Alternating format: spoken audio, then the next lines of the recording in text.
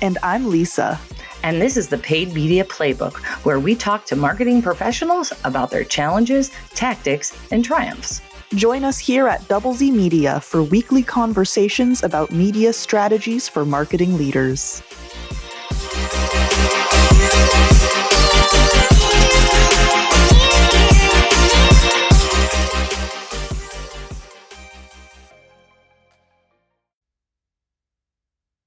Welcome, Ashley Laabs.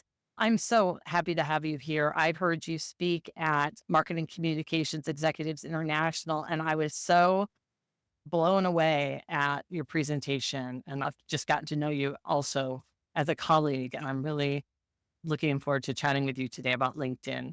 Ashley is a LinkedIn coach. She's a personal brand strategist, ghostwriter. She's the host of the Ripple podcast. She is just a powerhouse of personal brand. And she's going to give us some insight today. Before we get started, though, can you tell us and our listeners just the top line? What is the Ripple podcast? What can we find over there? Yeah, so the Ripple podcast is produced by Wednesday Women, which is a community of 7,000 and growing women executives across the world. And it's a group that's all about elevating the stories of women and amplifying the stories of women leaders. We don't have enough of those in our feeds, in our lives, and our mentorships. We want to hear from them. They are our role models and our colleagues. And so the Ripple podcast is all about telling really specific moments from their leadership journeys that are the turning points, those breakthrough moments, the things that they'd want to do over again. And so it's a really short glimpse into the career of women executives. Yeah, that's fantastic. And what can you tell us a little bit about your career, sort of where you started and how you got to where you are now?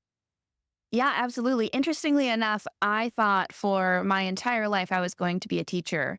And I went through the education program. I started teaching and I realized I was not saintly enough to be a teacher. The education system is a very intense place, but I had studied writing, communications, and music. So basically every way of expressing myself, and got into the marketing world. So actually first I was the managing editor for a trade magazine for 5 years, and then came into digital marketing and have worked as a content marketer, copywriter, brand strategist, content strategist for kind of the whole gamut from tiny one-person startups all the way up to, the Amazons, the Microsofts of the world.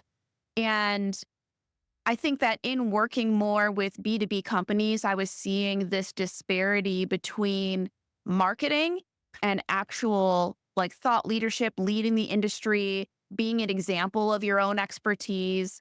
Because in reality, a lot of your ideal customers don't want to hear from marketing and sales. They want to hear from the experts inside your company. They want to hear from the C-suite. They want to hear from the engineers. They want to hear from the subject matter experts. And that's how they build that trust. So I got into the field of LinkedIn ghostwriting and personal brand strategy to help companies really elevate the voices of their most knowledgeable people and turn that expertise into industry leadership. And that puts us in a kind of a weird place, right? Because our thought leadership is about marketing. So it's kind of from both sides. Well, I mean, they're not mutually exclusive, right? Because it's just a different form of marketing. And it's a marketing that isn't necessarily coming from the logo. It's coming from the people behind the brand. Mm-hmm. And I think that we've seen that in the B2C world for a long time. We've been in the age of the influencer. Yeah. And as we moved into TikToks, it's become a lot less formal. It's become a lot more about hearing the stories and seeing the work being done and all of those things that are way more about connecting with a person than it is with connecting with a logo and a cool concept.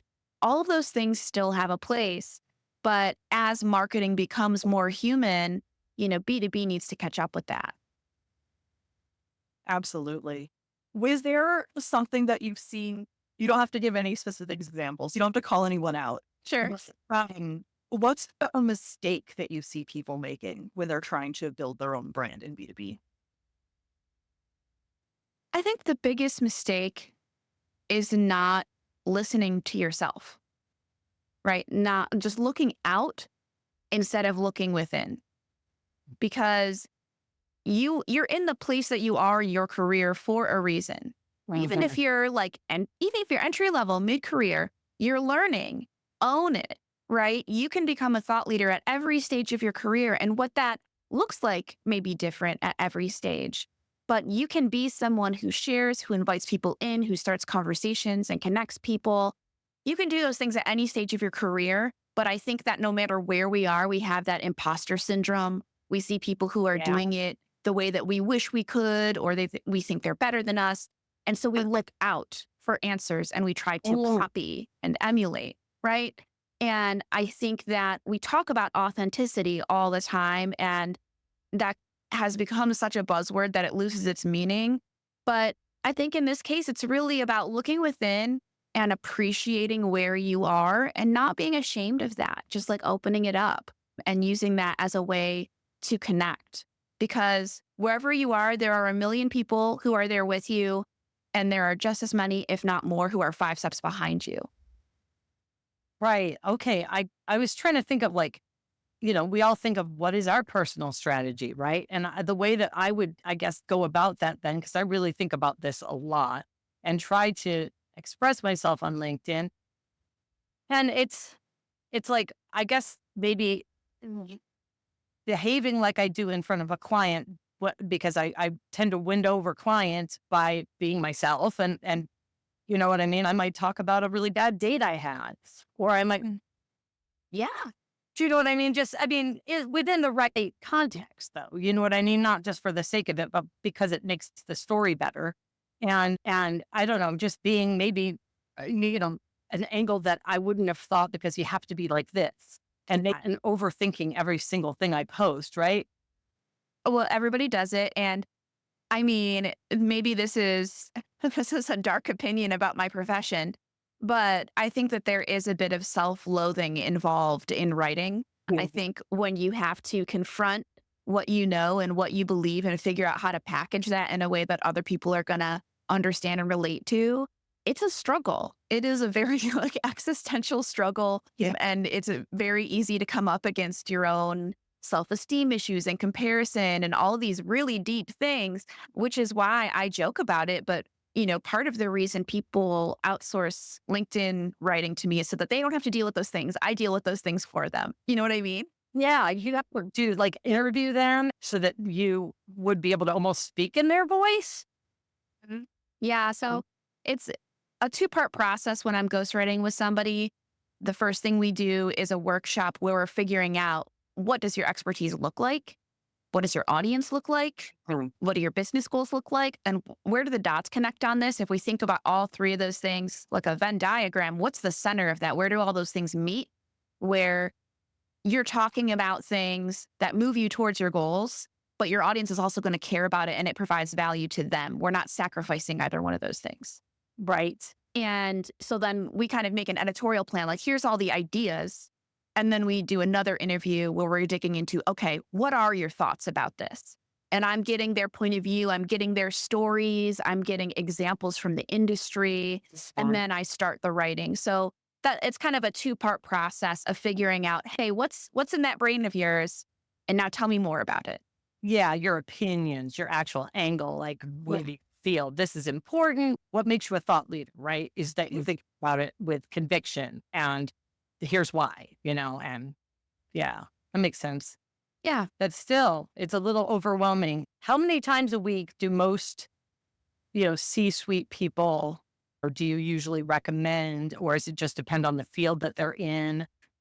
Yeah. Of course, any professional is going to give you their favorite answer, which is it depends. And I'm no different in that. So I think that it depends on what you're trying to accomplish, right? And I've had executives in very traditional industries that across their industry, the leaders don't have very much presence. No one is on LinkedIn. No one's talking. So it's just a wide open field.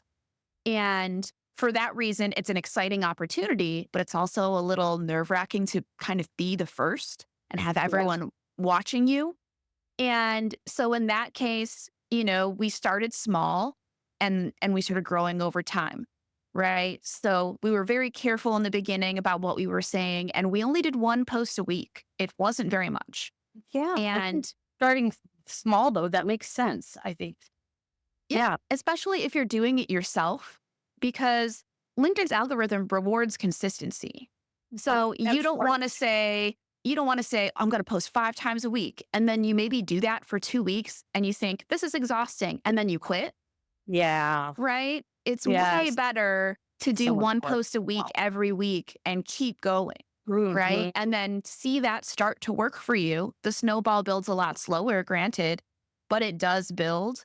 And as you see that, you figure out these are the kinds of things I like to write about. This is the kind of response that I can expect. I'm building more ideas from what I'm writing. You start to see it working over time. And then, hey, if you're excited, you do a little bit more, but only do what you can commit to. Ugh, that is a tough one. I get so lofty. I know. I give this advice because I need it myself. And I think that's the Yeah. thing with most advice that people are giving. It's like, I'm telling you this because it's something I struggle with doing all the time. I know what to do. I know how to do it. We all know all that, right? And it's just, what do you do to motivate yourself? Aside from the fact that this is literally your job, so there's certainly money there. Yeah, of course.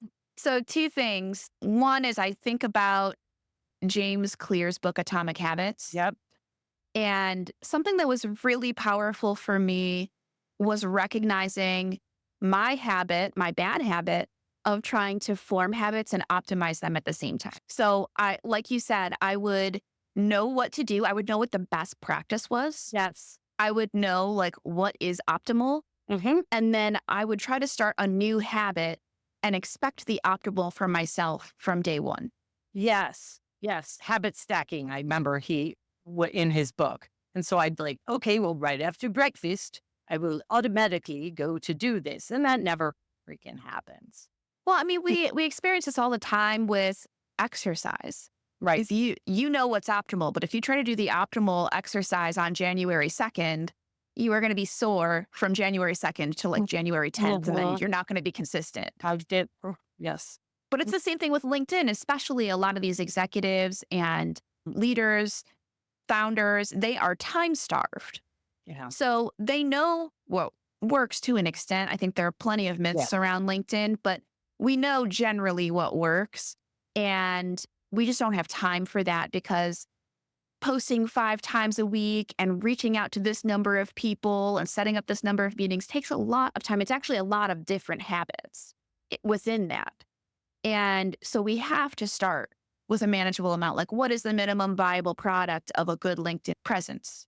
Yeah. Start with that, build from there. That's cool. One of the things that also resonated with me is when you had talked about how people within the organization, like this is kind of backing up a little bit, but like why a CMO or even a marketing director at a company would need to have this. And it's not just so that they can get their next job, but it's also even their own, if they're in a big company, their own team needs to see them as a thought leader. The CEO of a big company is not posting inspirational things for business to not only their employees, but to anybody who is a fan of their company, business wise, then they're missing out.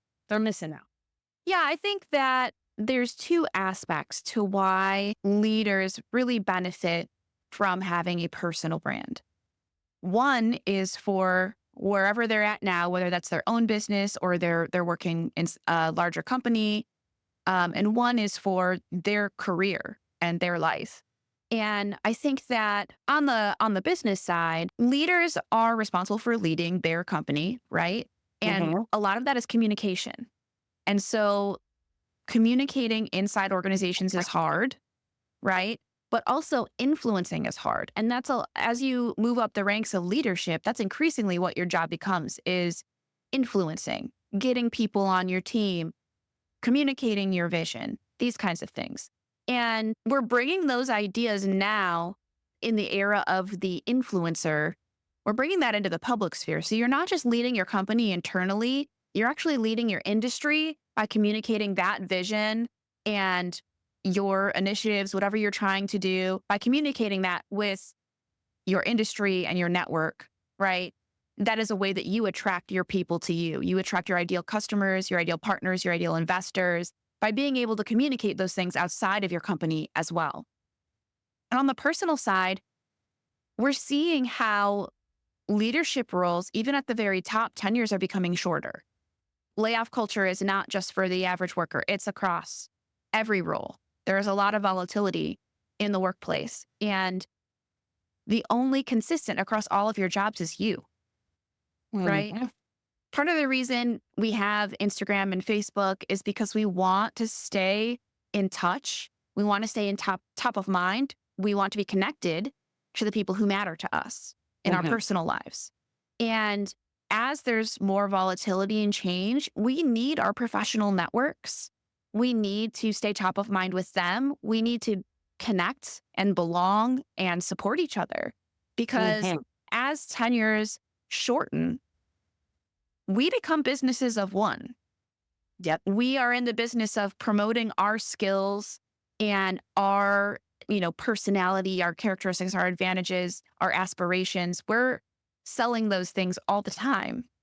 And so instead of it being this kind of knee-jerk reaction like, oh, there's a layoff or something feels precarious, I think I need to make a move. And then suddenly you just like flip a switch and you're updating your LinkedIn profile and your resume and reaching out to somebody you haven't talked to in 3 years.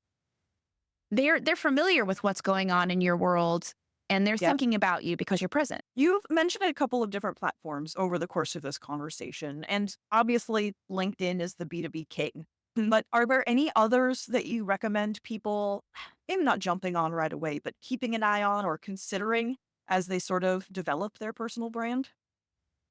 Yeah, I tend to obviously focus on LinkedIn because it is kind of the king of B2B social. But I think depending on your industry and who your audience is, it can make sense to be on Instagram, Facebook, TikTok. In the world of B2B, I think the industries that I see most often finding success on other platforms are ones that are targeting smaller B2B businesses and coaches, things like that. But overall, I think most of those people, if they identify as B2B, most of them are spending time on LinkedIn and it's easier to find everyone there. So that's just kind of my take. I know there are people who specialize in B2B social on other platforms, but I just think that the robustness of the profile on LinkedIn is a huge advantage that is really not met by any other platform. It makes you more searchable, it makes you more verifiable. There are just a lot more tools on the LinkedIn platform for B2B people, which is why I think it's such a natural fit. That's most of my experience with LinkedIn is obviously the paid media side. And their data on people's employment history is just unmatched because we voluntarily hand it over to them. We It's do. rare. That's exactly right. Nobody's filling out their entire employment history chock full of keywords on their Facebook profile. Yeah, the targeting is just unmatched. And You pay for it. That's fun too. right. And how often do you think it's important to be pushing your messages out with paid media? I've never done it with my clients. I think that often it's too expensive to be worthwhile on the personal brand side. And that's something that's usually more reserved for the traditional marketing budget inside the company. So my understanding, and again, I'm not a paid media expert on this, but my understanding with LinkedIn is that it's really not worth it unless you've got a very expensive product. Like your sale has to be worth a lot, has to be really high ticket to make paid media worth it on LinkedIn. Is that your understanding too? It depends. The CPMs, I mean, they do hit like $40, $60. It's very high, but that does include all of the data because you don't really need third-party data. You need, but depending on your creative, your cost per click is not necessarily too overblown. So it sort of lives in an interesting place. Like Lisa, do you feel like niche wise, like it's better to have like a certain niche when you're paying, or meaning is it better to be more targeted and less people you're talking to? But then there's like diminishing returns after a while, right? Because you're only talking to 3 people. Yeah. I think it depends on what you want people to do, which I know is always what I say for any platform. But It depends. if you're trying to communicate something to specific people based on their, job or employment history, then you're not going to be able to get as good of data. I mean, there's Dun& and Bradstreet. There are third-party data companies that you can get similar targeting with elsewhere. But LinkedIn also has the advantage of people are in that mindset when they're there, which is not necessarily the case if they're browsing Buzz. I keep getting DSP ads on BuzzFeed. So I'm like, what are you doing? I'm looking at cat memes. Yes. Oh my gosh. And this is something that I think is really frustrating is interrupting experiences rather than adding to them. Mhm. We want our ads in context. We want it to be part of someone's journey and not a distraction from what they're actually trying to do.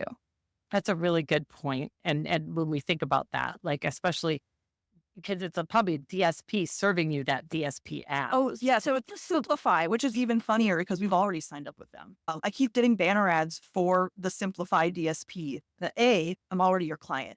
You get better targeting. And I'm not thinking about software for work when I want to look at cat memes. She's like still doing it. I want BuzzFeed to guess my zodiac sign based on my pizza topping choices. Yeah. They walked through to tell me the pros and cons of addressable geofencing. I'm really trying to run away from those thoughts right now. This fun knowledge. Well, Ashley, we are about at time. Thank you so much for joining us. We do have one wrap-up question before we let you go. If you could go back in time and tell yourself at the beginning of your career one piece of advice, what would it be? It's a great question, and it actually really ties into what we were just talking about. It's that we can't afford to disappoint our audience. I think that a lot of the time we think about marketing like we just need to get their attention. We just need to get them to click. We just need them to get, but the customer journey is not like pushing a boulder uphill that if you just push it towards the top, it'll roll down the rest of the way and will convert a lead and everything will be great. It's not like that. It's way more like falling in love, which is super complicated. It's very complicated. And our customers are more savvy than ever. They're very marketing intelligent, and they do not want the marketing equivalent of being catcalled on their way to work. And they don't want some smooth talker that can't follow through. And I think not only, obviously in thought leadership, in paid media, and all the marketing that we do for our business, we can't put so much pressure to convert on things that we will steal people's attention at any expense. We can't do it because we will disappoint them. They will never love us. They will never trust us. We will never get that sale, And so I think that when we're thinking about our marketing, we have to think about more than the ad or more than the post, right? We have, and it's not even about the funnel because the funnel is still about us. It's about us getting attention. It's about us getting considered, and it's about us getting the sale. We have to think about the journey of someone falling in love with us and really empathize with that other person and what they are feeling. So I think if I were to go back in time, I would tell myself that because I know I encountered a lot of pressure from leadership when I was a young marketer to, go viral and do things that get a sale and, just like really push in that direction. And I did it. But I think our job as marketers is to really be an advocate for the invisible customer in the room. And we need them to fall in love with us. Oh my gosh. That's heavy stuff. I'm going to have to lift this up again. It was freaking real. Oh, it's true. It's true. Just speaking from the heart and just doing it right. Totally. And I think, I work a lot with service-based businesses and they don't need 10,000 people to love them. They need like 6. Right. We only need 6 people to love us. Yeah. No, and so when we put that into context, we can sit back and like develop a relationship and like let it happen. Right. Yes, I know. Yes, we get pitches all the time from people trying to get me new business. And I'm like, we're asking people to spend $50,000 a month on media. Yeah. They're not going to just do that because someone's cold calling for me. Right. And that's the thing. Right? Like a lot of service-based businesses are like, oh, I'm just all based on referral. And it's like, well, where do you think those referrals come from? They come from people who remember you, Yes. right? Exactly. And if you're only talking to like 5% of your network and they're the ones who remember you, like what happens when you actually have a LinkedIn presence that awakens, 80% of your network and they remember you and they like you. And even if they don't talk to you about it, they read your stuff and you give them good feelings and you give them hope and you give them information that they can use that day. When it's time, they're thinking Yep. about you and they Yep. have good feelings about you. And you didn't even have to have a conversation with them, Right. You've already positioned yourself as the expert, the thought leader, and a nice and a person that seems easy to work with and friendly and all that sort of thing. Your personality has come out, and so they feel close to you already. And that's how it's happened with me here. I mean, I could see even existing clients, reaching out and just kind of reaffirming that I'm important to them. We're important to them. Yeah, you're not a commodity. And when you're not when they remember you and they like you, you basically prevent them from typing in the search paid media agency Seattle, Right. right? You prevent that search crossed. from ever happening by not making yourself a commodity. Right. By Right. being like relatable, human, having relationships. It's all about relationships. And Yeah. I know this can be different if you're a more like product-based business. In the SaaS world, this can be different and the scale of everything is Yeah. different. Yeah. But in the service-based worlds, that's definitely the case. How can we and other marketing directors out there find you? Yeah, so LinkedIn, obviously. You can see my name on this podcast episode. Come find me on LinkedIn. I would be happy to talk to any marketing leaders. Always happy to learn from you, learn with you, see how we can support each other. You can also find me at composuredigital.com, which is the name of my agency. And I hope that you'll have a listen to The Ripple, which is a podcast by Wednesday Women. I know there are several podcasts named The Ripple, but we aim to be eventually the most popular one. So just working our way up that SEO ladder. The Ripple by Wednesday Women. Have a listen. Thanks so much. It was a pleasure. Thank you for having me. Thanks for listening to the Paid Media Playbook. Want more content like this? Follow our agency, Double Z Media, on LinkedIn. You can find the link in the episode description.